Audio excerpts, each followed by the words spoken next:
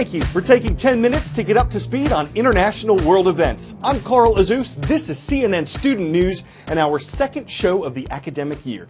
We're starting with an update on the civil war in Syria. We've been covering this since 2011 when that war began. It involves the Syrian government that's fighting to hold on to power, rebel groups that are trying to overthrow the government, terrorist groups who are trying to expand their power in Syria. It also involves the United States, which is using special operations forces and airstrikes against terrorists, as well as Russia, which is launching airstrikes and supporting Syria's current government. Since 2011, more than 250,000 Syrians have died in their nation's civil war. And one site of some of the worst fighting and destruction is the Syrian city of Aleppo. It used to be the country's most populated city.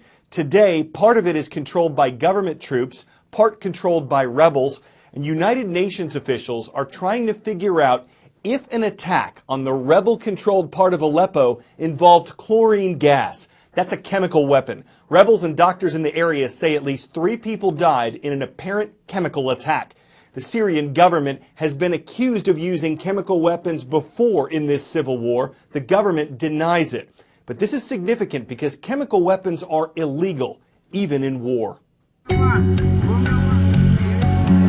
Chemical weapons are known as the poor man's atom bomb because at relatively little cost they can have devastating effect, both in terms of casualties but also in the sheer horror of the injuries and the sheer fear of contamination.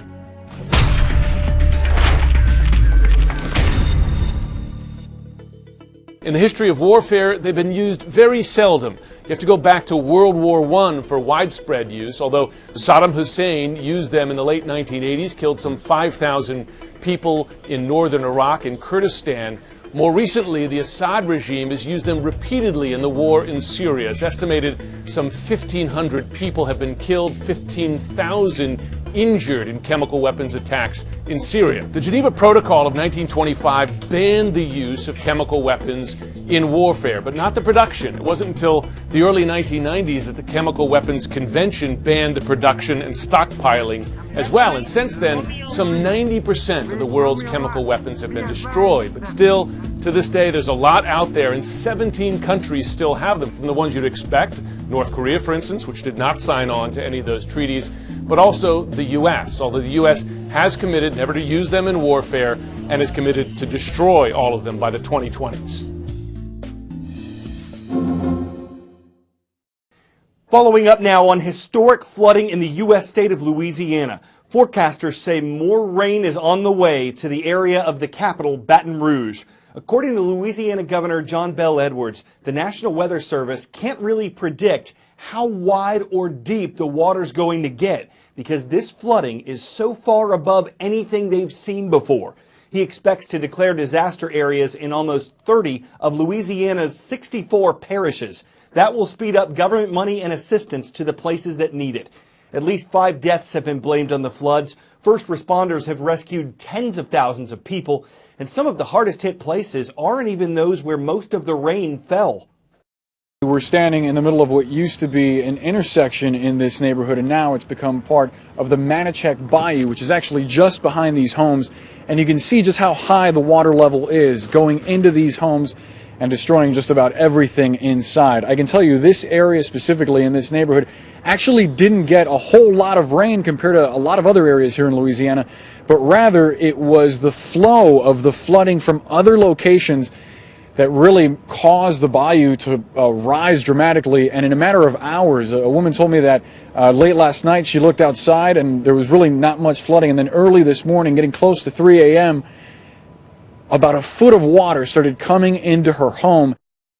Next story today. When you go out to eat, you might have noticed a disclaimer at the bottom of many menus. Consuming raw or undercooked meats, poultry, seafood, shellfish, or eggs may increase your risk of foodborne illness.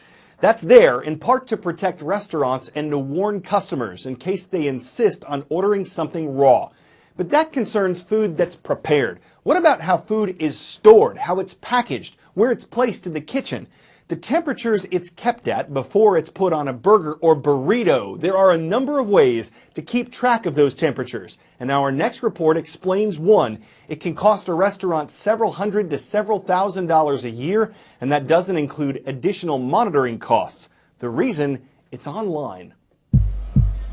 Americans like to go out to eat, so much so that we're expected to spend $720 billion this year dining out.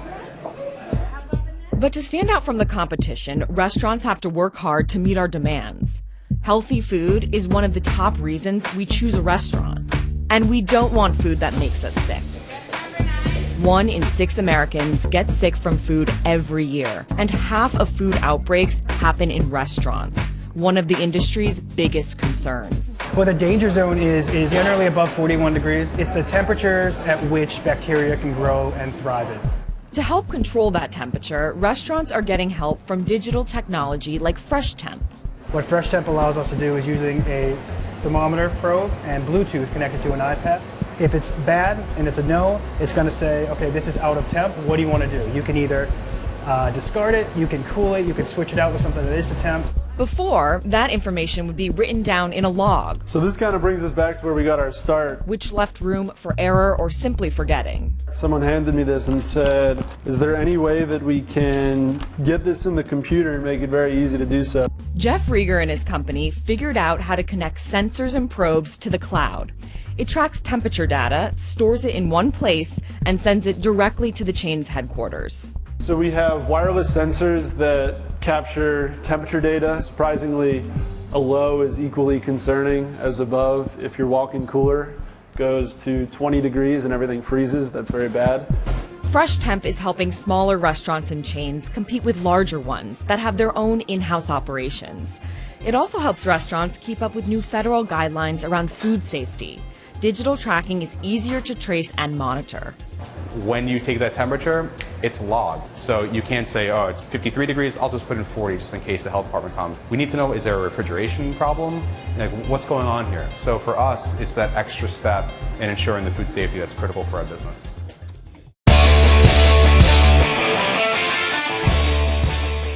Can you make a living just by playing in the sand? No. But some people can make one by sculpting sand. Fees of between $300 to $500 an hour, yearly salaries of more than $60,000 are possible. Most professional sand sculptors only work part-time, and what they build goes far beyond waterside castles. The process in making a sand sculpture, you can't just use soft, fluffy, dry sand. It has to be very wet, it has to be very compacted before you can start carving it. One of the biggest misconceptions of sand sculpture is that it's a super easy job where you sit on a beach and then you carve, and it's actually extremely physically and technically interesting. And the Sugar Sand Festival is like a great big sand sculpture park inside a tent, and there's probably 8 to 10 sculptors working in here, and I'm just one of them. It is a hobby turned into a passion, turned into a profession. We've probably got 1,200, maybe 1,400 tons of sand in this tent.